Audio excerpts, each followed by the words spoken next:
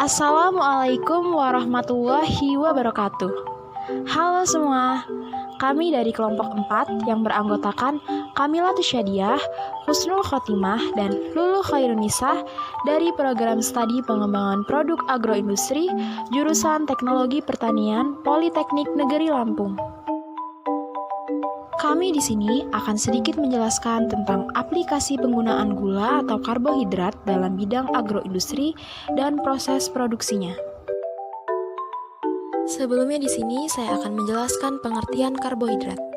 Karbohidrat adalah jenis zat gizi yang mempunyai fungsi utama sebagai sumber energi untuk tubuh.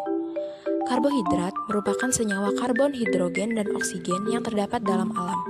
Banyak karbohidrat mempunyai rumus empirus CH2O.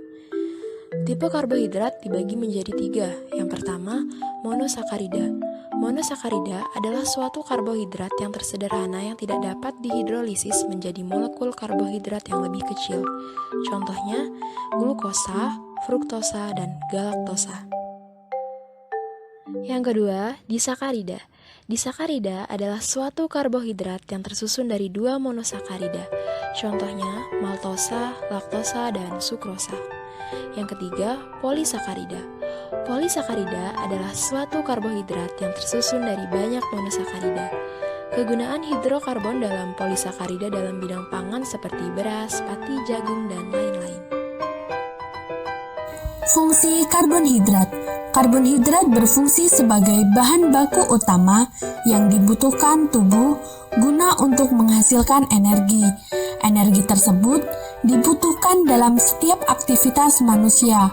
Selama proses pencernaan berlangsung, tubuh akan memecah gula dan pati dalam makanan, kemudian menyerapnya ke dalam aliran darah, lalu menjadi glukosa atau gula darah, dan juga sebagai penjaga keseimbangan asam dan basa yang terdapat dalam tubuh, komponen penyusun gen, dan pencegah pelaksanaan oksidasi lemak yang tidak sempurna. Kegunaan karbonhidrat.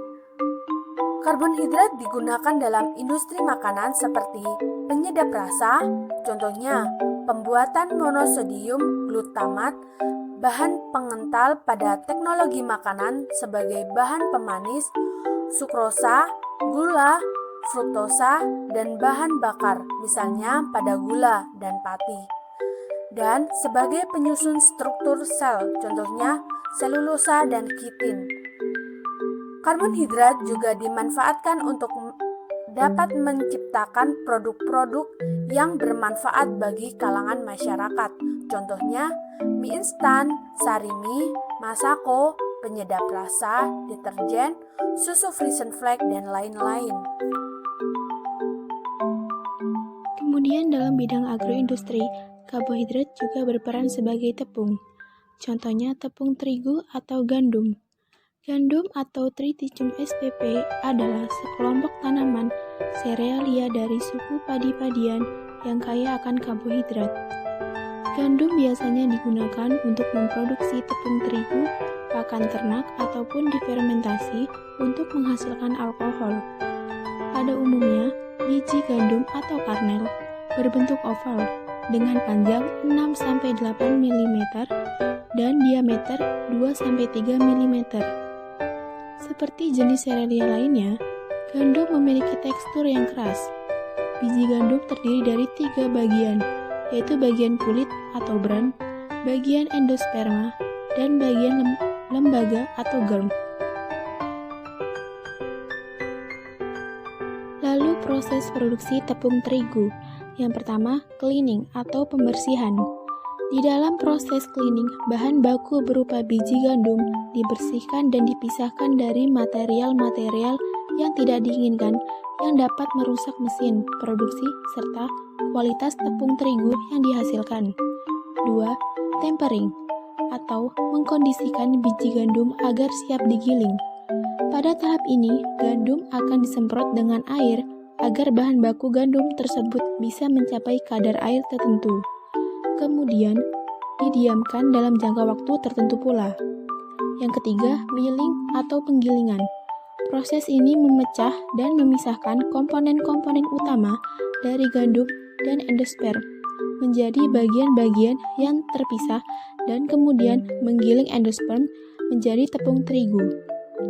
Yang keempat, packing. Tepung terigu yang telah siap dan oke kualitasnya kemudian dikemas dan disimpan di gudang. Tepung terigu juga bisa dikirim secara curah atau bulk loading langsung ke industri makanan berbasis terigu. Sekian sedikit penjelasan dari kami, kurang lebihnya kami mohon maaf. Kami akhiri, wassalamualaikum warahmatullahi wabarakatuh.